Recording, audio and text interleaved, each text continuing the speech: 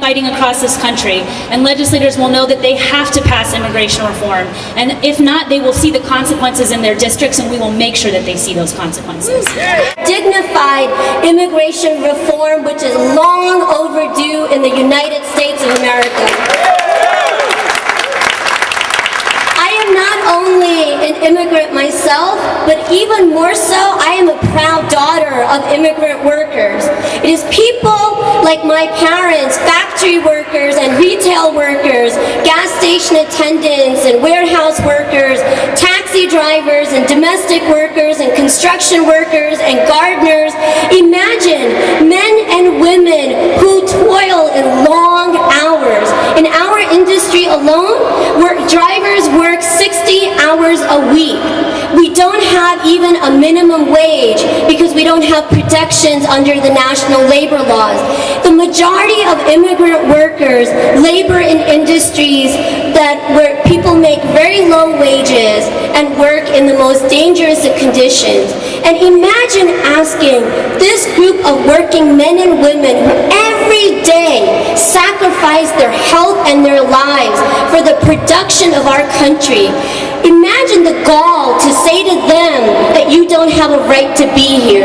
It is the most undignified position that a democracy can take. And we as a people can no longer stand for it. We need an immigration reform that is dignified, not an immigration reform that is essentially about indentured servitude or bringing our country back into basically enslavement for an entire generation of immigrant workers. We need an immigration reform plan. We need an immigration reform plan that recognizes citizenship has already been earned. Citizenship has already been earned. When people are working 60 to 70 hours a week in back-breaking conditions, nobody should have the gall, especially sitting in the fancy halls of Congress, to look at an immigrant worker and tell them that they have not earned this day. How dare they do that? How dare they do that? As Sister Navy said, immigrant rights are workers' rights, and workers' rights are immigrant rights. We are two sides of the same beautiful coin. And we, as a labor movement, I feel so proud as a union member to have this day that we as a labor movement can be on the forefront of this fight for a dignified immigration reform that recognizes that workers will not be divided, and if capital can travel freely, then why can't the working class? And so, brothers and sisters, I want to say from the proud members of the National Taxi Workers Alliance, we are the people that drive the economy forward on a daily basis, and we stand tall and proud to be in the movement of the working class that drives this entire world forward. And together, as Brother Pablo said, we have built the power, and we will change this world, and we will win an immigration reform that is just and dignified. Thank you. We say it, take a vote on the back burner again. Don't put us under the pile. Don't come up with excuses. We don't care what else is going on. You have no excuse but to pass immigration reform now. And the last thing is, we recommit our coalition.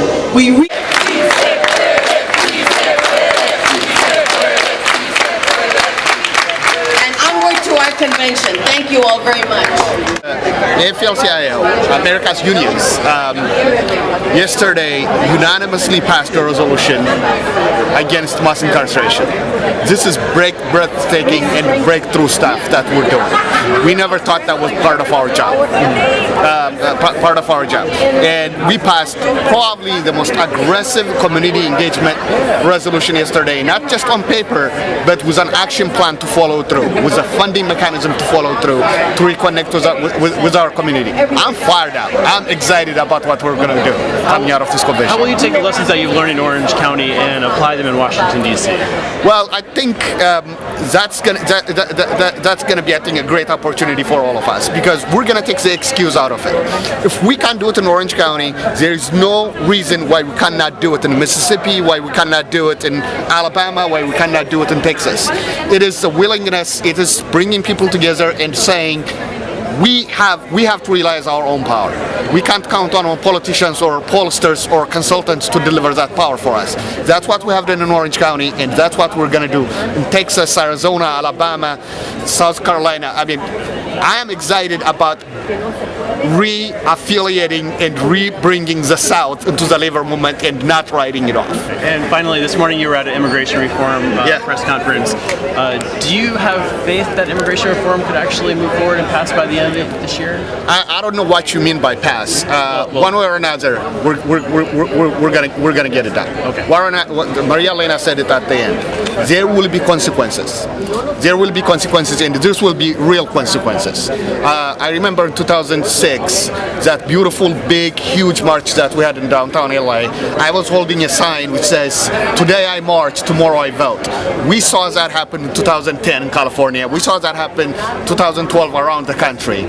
And if people are not paying attention, the kids of immigrants, just in Orange County alone, every month we know 7,000 kids become 18-year-olds. These are immigrant kids. We become 18-year-olds, and they will have the power, and we will activate them. And one way or another, we're going to get immigration reform done. And that's kind of your story. You moved here when you were 14. Yes. By yourself, correct? Yes. Yeah. Yep. Okay. Yes. I came here as a political refugee. Yep. Yeah. That really is my. That's why I'm very, very passionate about immigration reform. Very, very. I know the spirit of immigrants. I know the spirit of no one gets up in the morning and goes to work as hard as they can, as immigrants do. Like my sister said from the Taxi Drivers Alliance, we earn our life here. We weren't born here. We loved America, that's why we came here. Then we earn our citizenship through that. Okay. Great. Thank you. Thank you very much. Steve's also with KPFA Radio in San Francisco. So what are your future plans in the AFL-CIO? What do you think the AFL should become, in your view, to be a real... Making sure that it's just not happening on paper, but it's going to actually happen in reality. Getting on the ground and moving our movement from Washington, D.C. and making it a movement that's based in our localities, in our city halls, in our school boards. Now there's some concern about this immigration bill that includes guest workers program, and that they would be brought in to be kind of like second-class citizens or second-class workers without the right to change employers. What's your concern about that? I'll redirect you to the Senate bill. Actually, that's the only good part of the Senate bill, which actually allows guest workers to choose employers. Like, that is something President Trump fought with the chamber and got. That's actually a little bit better. I mean, we can't allow employers to hold slaves. That's what they do. When you come in, I mean, this is no different than what they do in Dubai with construction workers. You walk in, they take away your passport, whatever they promise you, they never give you. The same thing happens. An engineer in Silicon Valley working whose American counterparts are making $250,000 and he's working for $30,000, but he is dependent on that employer, shipping him back to wherever he came from. We can't stand for that. What about the issue of militarization of borders, or $40 billion for more? Look, there are a lot of things we don't like about the bill. There are, like, if you ask me, 13 years is too long. Like I'm saying, we have earned this citizenship. People should become citizens right away. But what's not acceptable is the status quo. Just by looking at what I don't like about militarization of the border, about the 13 years, if the alternative is to go back to the status quo, anything is better than the status quo. We're going to use the Senate bill, and in the years to come, we need to build up on it to get real, true freedom for immigrant workers. Now, tonight, President Obama is going to be presenting a proposal to the United States to attack Syria.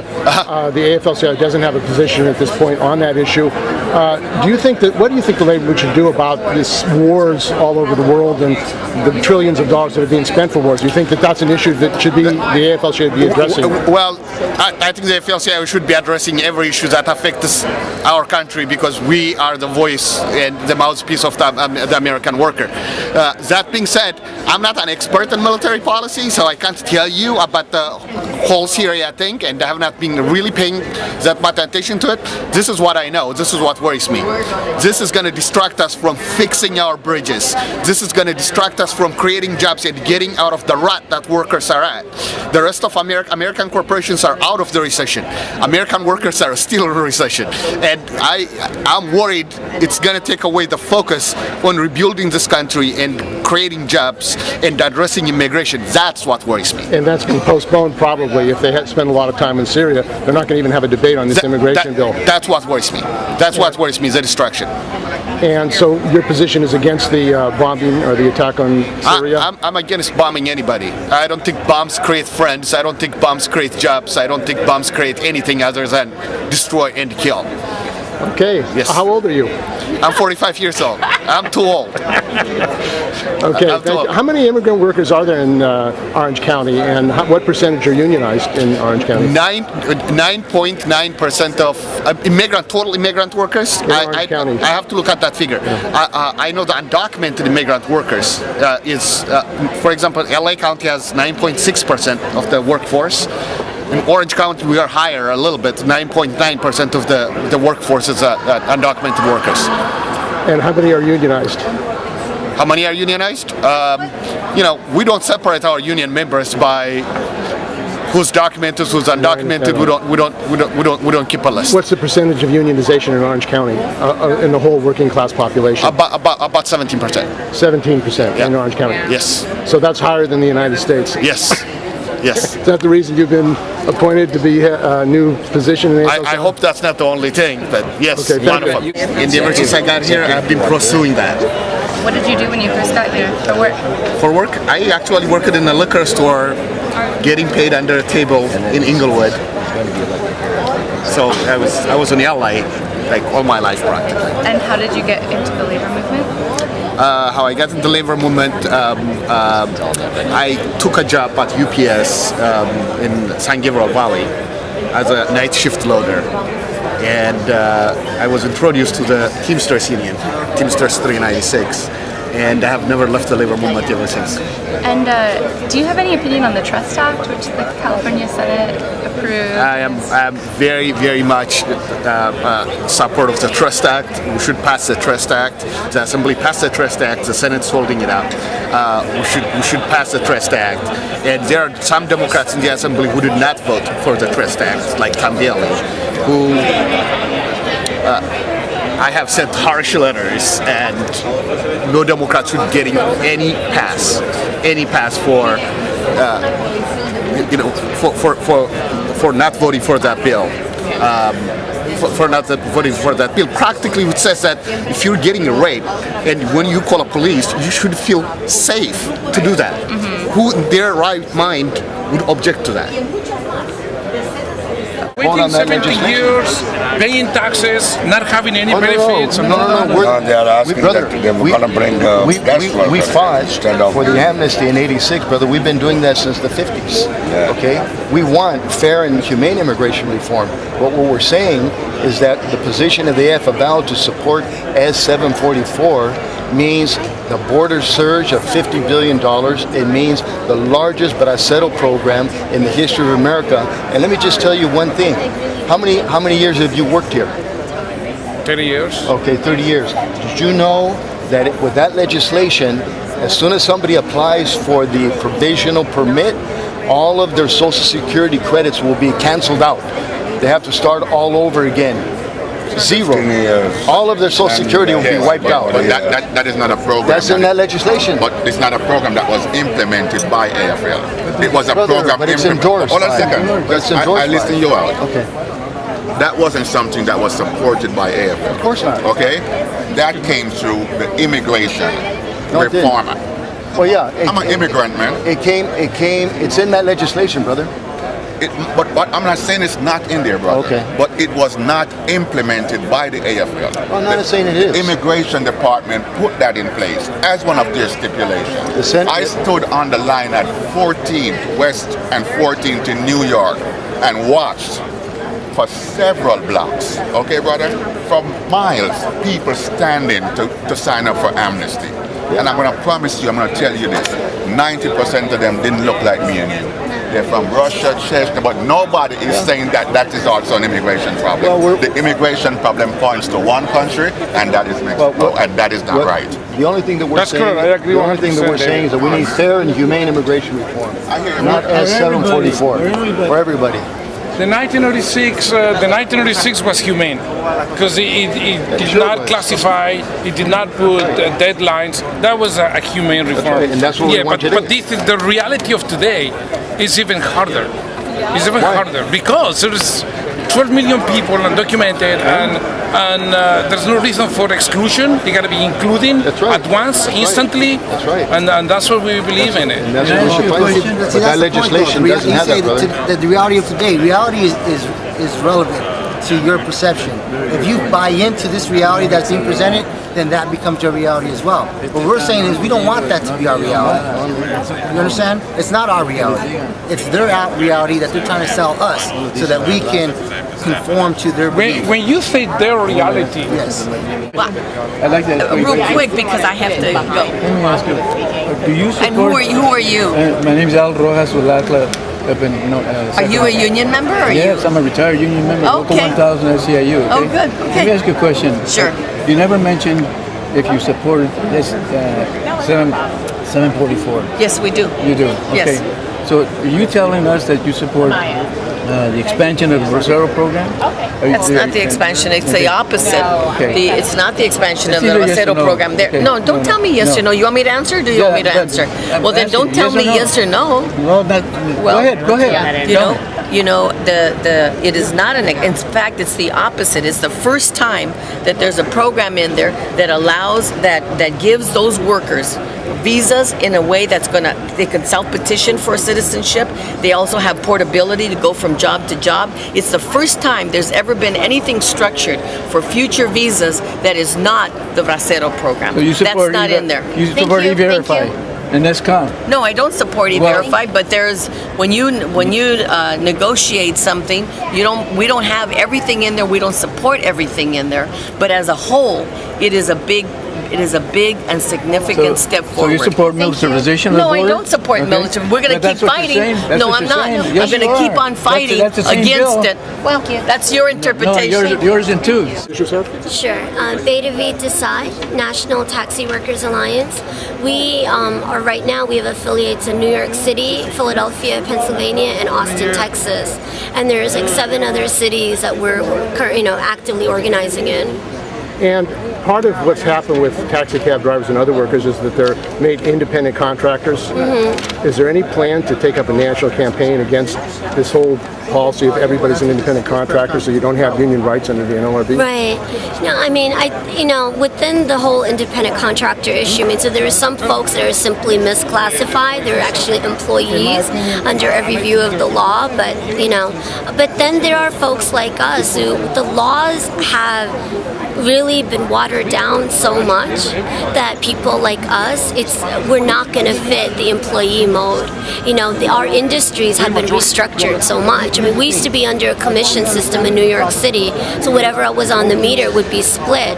Today, we have a leasing system, which means drivers pay up front $130 to $190 plus pay to gas up, and they're lucky, if they have any income after they break even. And so the bosses have put all the burdens and the risks onto the shoulders of the drivers, and drivers are left with no guaranteed income while the companies have guaranteed profits. So, it's going to be a long struggle for us to really restructure this industry. Now, you in your speech here, your presentation, said that you were concerned about guest workers or slave labor conditions for workers who are brought into this country. There's some critics of this bill who say that it will expand the guest worker program not only from farm workers to restaurant workers and computer workers, and they'll be captive workers basically. Are you concerned about that in this bill? I'm concerned about many things in this bill, you know. I mean, for us, fundamentally, it has been about upholding kind of raising the issue of immigration reform, because we desperately need it. I would like to see this particular bill moved more to the progressive side rather than more to the right. And I think that's the concern about what would happen in the House, you know, but I still have a lot of hope, though, that even what the Senate passed, it isn't good enough. It isn't dignified, and it does need, you know, desperate changes. The Republicans want to get it even more conservative and right-wing. I mean, take away any kind of. Right. And that's why for us it is important that the movement pushes back. You know, and I think that there are many in the movement who feel strategically it's about promoting the bill that's already passed the Senate, because they may feel that, you know, tactically it's what's going to pass overall. But there are still those of us who believe it's still about pushing the broader issue to try to, you know, create a better bill. Now, tonight, President Obama is going to be making a speech about Syria, and he didn't come to the convention because of this whole Syria thing. The AFL-CIO hasn't taken a position one way or the other. What's your own view and your view of your members about a U.S. attack on Syria, the war on Syria? We're absolutely against any form of military action, whether it be a proxy war or drones or, you know, an air war, troops on the ground. It doesn't matter. We don't want military action. We need to put an end to our war economy. I mean, not only has it cost the lives of so many hundreds of thousands of innocent people, you know, but also imagine the economic impact that people here at home have been facing. There is no good that can come of this, and we need to change the tides in our world. I mean, we went to war over a lie, and we elected this president because he was supposed to be the anti-war president. And so we don't want to see, you know, a military action, you know, covert military action in Syria, and we want also to see an end to the drones in Pakistan. Well, within the AFL-CIO, why isn't there a debate, and why isn't the AFL-CIO opposed to this war, which you agree and I agree would harm workers? They would pay for it. It would be more money for the war rather than social services and public. Why can't the AFL-CIO take a position on this? I think that there might be something coming up later today. I'm not sure about that. You know, I'm not positive about that. But I mean, I think we live in times where progressives sometimes just take too much caution, you know, and we're a labor union. You know, I understand in my own position there are often times where you have to think strategically. Are you going too far out on an issue that people will feel is not relevant to you? But I would like to believe that as a federation, with our mighty collective strength, that we don't need anybody to tell us that there's any line that we cannot cross, because war and militarism, they're working class issues. You know, I mean, it's people that I grew up with that are in the military, you know, that die on those battle lines. And it's people that I represent, their families back home, that suffer the consequences of those attacks. And so I do see this as a working class issue and as an issue that the labor movement must take on. And, you know, we plan to do what we can to bring that about. Okay, thank you. Sure.